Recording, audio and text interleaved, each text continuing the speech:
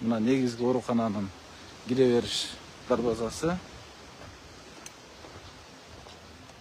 Ушул жердин алдыңкы бөлүгү толук түрдө ашкана, сода түйүндөрү, кафелер, дарыканалар, дүкөндөр бар болчу.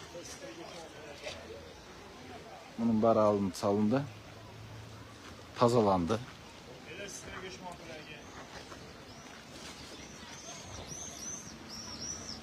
Кудай буйруса, мэрибиздин тапшырмасы менен бул жол кеңейтилип,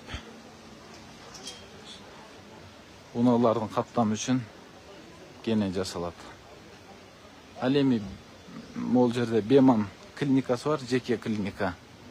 Мунун тагдыры көпчүлүктү кызыктырып атты эле. Эмне болду, эмнеге бузулбайт, эмнеге турат деп. Сүйлөшүүлөрдүн негизинде имаратты курган жеке тарап толук түрдө мамлекеттин балансына имаратты өткүзүп берди.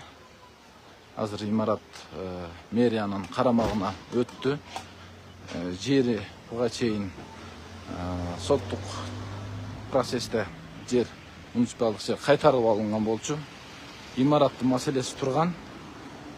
Имаратты дагы сүйлөшүүлөрдүн негизинде азыр бузбай эле ушул бүтүн бойдон мэриянын балансына өткүзүп берди.